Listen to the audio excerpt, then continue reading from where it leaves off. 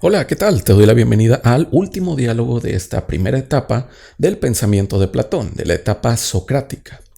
Hoy veremos el Laques, un diálogo bastante amable a los ojos del lector, muy entretenido y fácil de leer, en el que parece haber un preámbulo a otra clase de diálogos como el Protágoras. Diálogos más extensos y con temáticas que el Platón maduro toca, ya más bajo su propio juicio y no tanto el de su maestro. Vayamos pues a ver el Laques de Platón.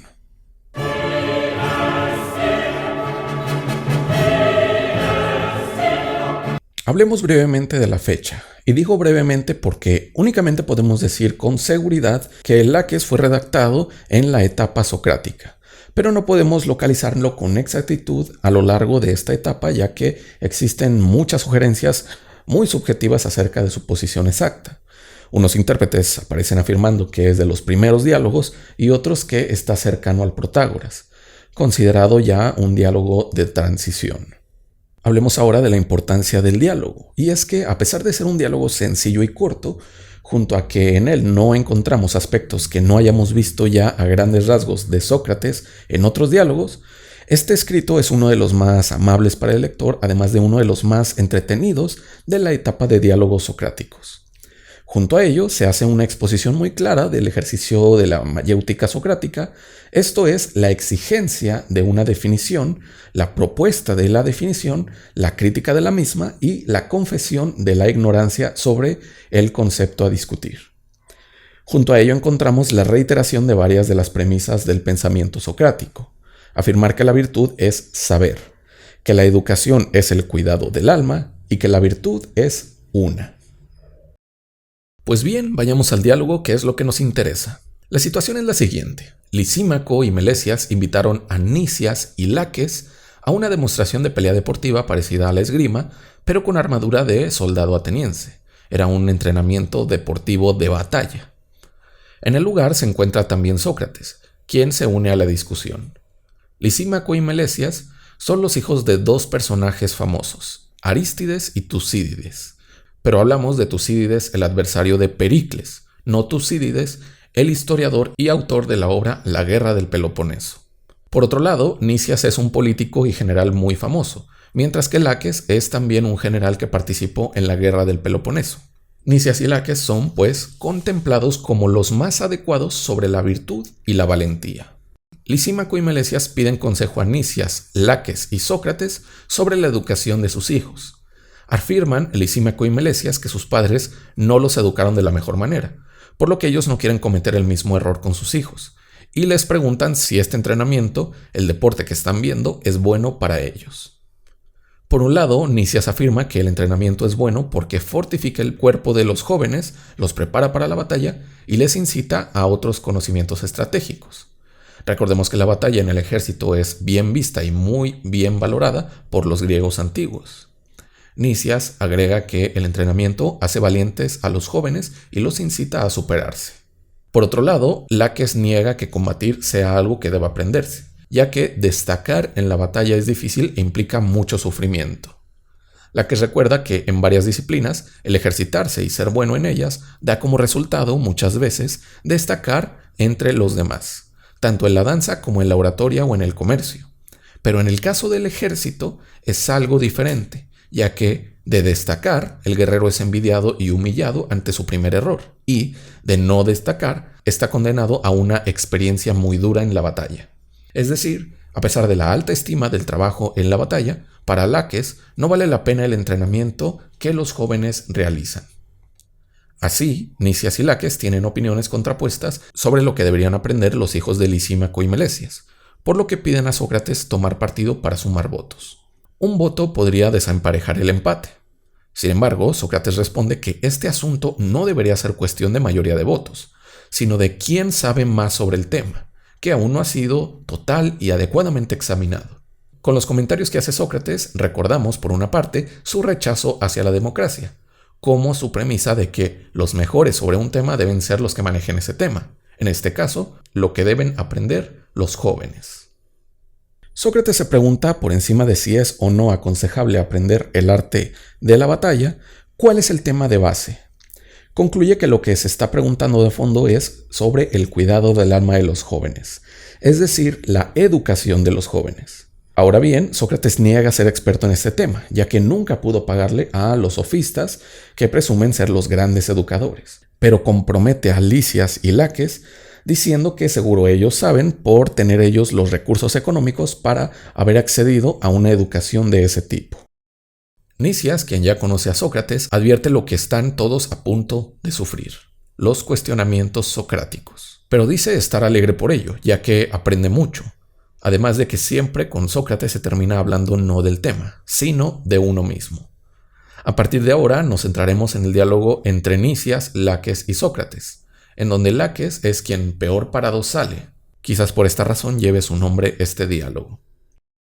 Laques comienza diciendo que si bien no conoce mucho a Sócrates, ha escuchado buenas cosas de él, por lo que accede a ser cuestionado. Dice admirar a aquellos realmente dignos, lo que significa armonizar las palabras con los actos. Sócrates advierte que si van a hablar de la educación de los jóvenes, van a hablar sobre aquello que se transmite mediante la educación. A saber, lo que deben examinar es la virtud en el alma de los jóvenes. Sin embargo, la virtud en general sería un tema complicado, por lo que podrían comenzar por una parte de la virtud, comenzar por una tarea más sencilla. Así, los dialogantes se deciden por examinar la parte de la virtud que es el valor o la valentía, sobre todo porque se relaciona con el entrenamiento que acaban de ver y sobre el que estaban discutiendo. El diálogo se centra entonces en definir un concepto, la valentía. ¿Qué es ser valiente?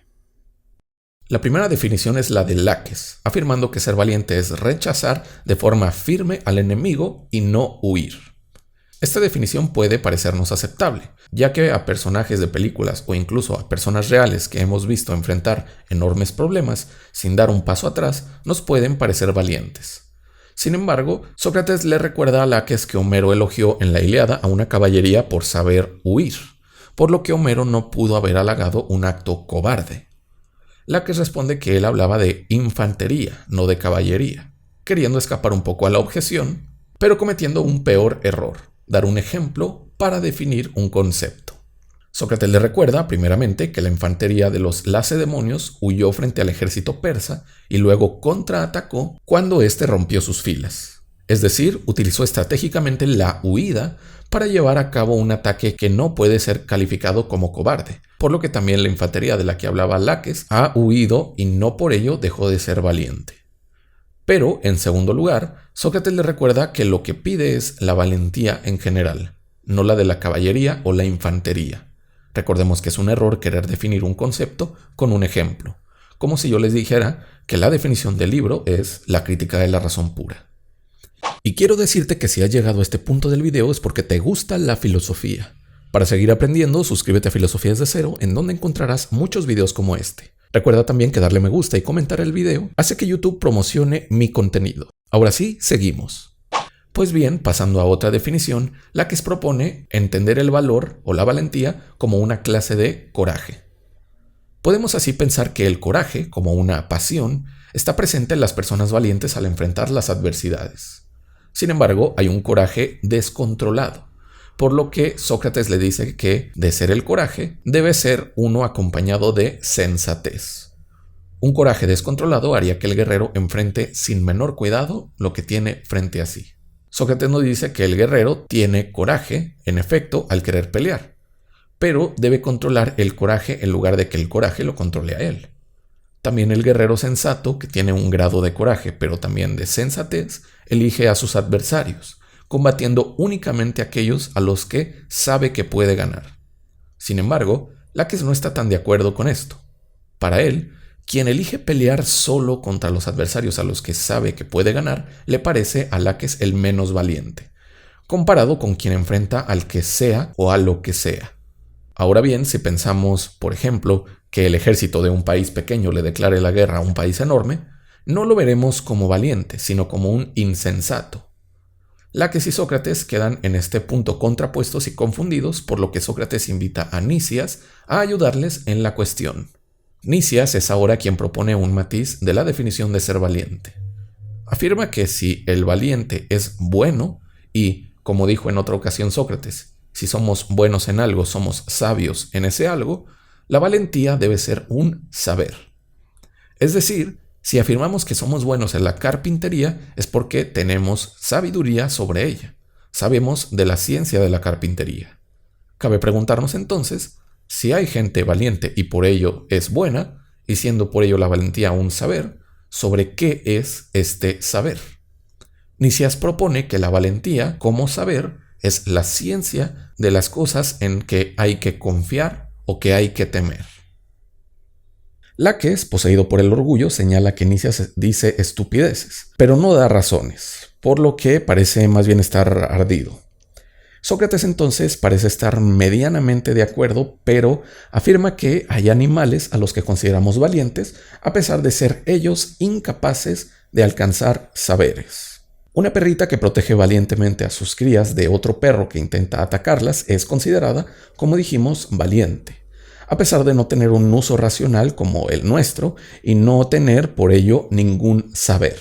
Pero Nicias dice que no se le puede reconocer a los animales valentía, ya que enfrentan por ignorancia, como lo harían los niños.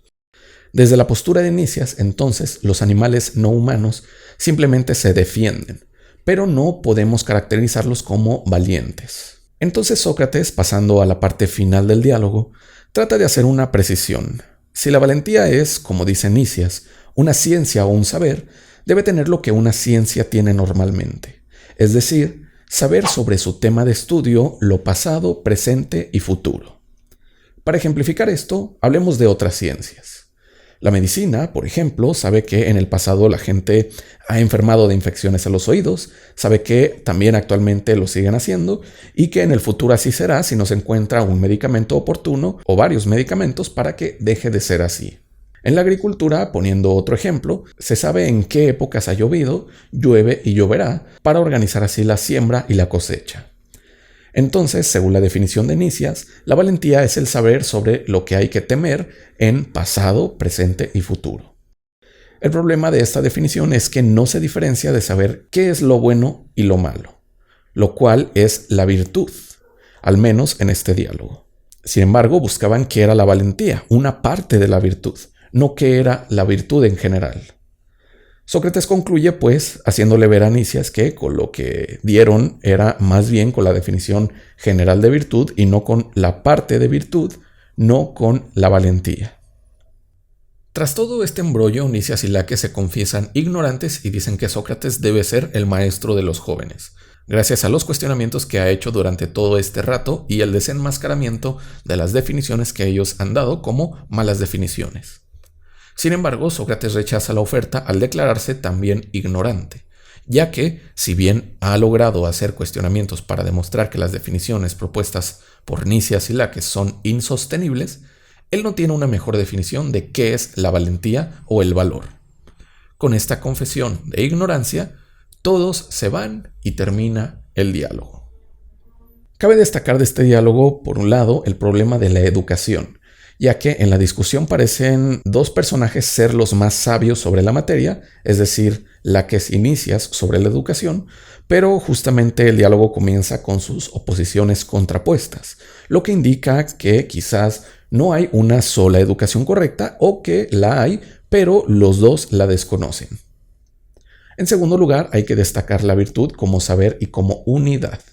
A pesar de que Sócrates critica la definición de Nicias de que la valentía debe ser un tipo de saber, lo hace con la finalidad de llevar su definición al concepto de virtud, para demostrar que la virtud es una unidad y que no hay diferentes tipos de virtud, junto a que la virtud es una ciencia, un saber sobre lo bueno y lo malo, y al ser un saber, se alcanza por un único medio, por la razón y por la filosofía que ella realiza.